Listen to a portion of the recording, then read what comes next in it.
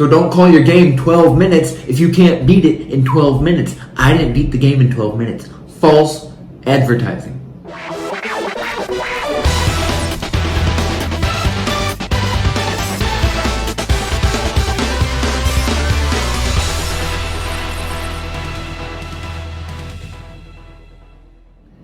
Hey you guys, what's up? This is Brandon and this is my review of the video game 12 Minutes. I downloaded this off Xbox Game Pass today and it took me more than 12 minutes to beat.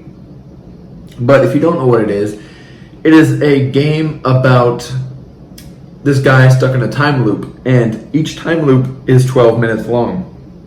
And in that 12 minutes, you have to unravel the mystery of what's going on. And you can interact with items around you, people around you. It's from a top-down perspective, so you're looking from the top down on these people. It's you and your wife in an apartment, and you're trying to figure out what's going on and solve a mystery. And you can interact with items, pointing and clicking. Wherever you point and click is where you walk. If you point and click on something, you can take it and put it in your inventory. You can mix things together in your inventory. It's a point and click mystery game, and it's interesting. And as you learn more stuff, that information carries over to the next time loop. And each time loop ends after 12 minutes. The policeman will knock on your door, and you can either let him in, he'll kick the door down, whatever. He arrests your wife, accuses her of murdering her father 8 years ago. He'll arrest you. You end up getting killed somehow, and the time loop starts over. And you have to pretty much prevent this from happening. You have to prevent this from happening,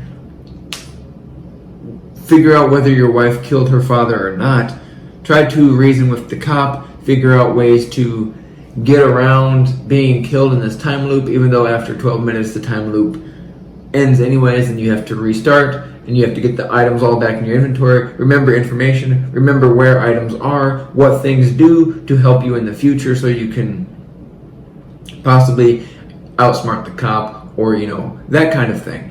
And it's interesting. It's a very interesting game. Something I hadn't. I mean, it's similar to games I've played before, like point and click ones. But being in the time loop, every 12 minutes, it's interesting. It's interesting, and I liked it. I enjoyed it. I thought it was interesting. I thought it was cool. The graphics are fine.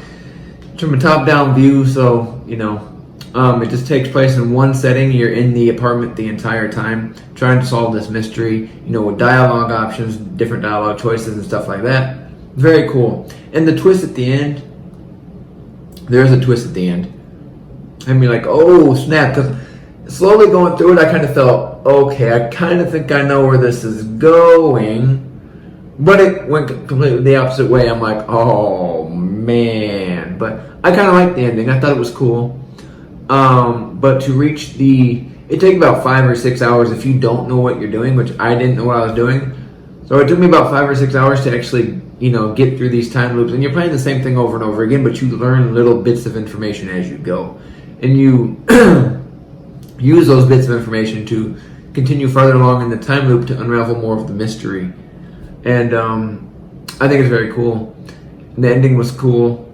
Not what I really expected, but that's good. So I don't know what I'm going to give 12. I think I'll give 12 minutes. I'll give it a B-. It was a good game, but I wish there was more to do in it, because you're in one setting, and don't get me wrong, I like the story, I like the mystery that you have to unravel, but I wish there could have been a little bit more to do, a little bit more interaction with the items in your inventory, because some items you can put in your inventory and I think you never use them, if I'm not mistaken. Yeah, I think so, but I could be wrong. But I'll give 12 minutes a B-. It was a interesting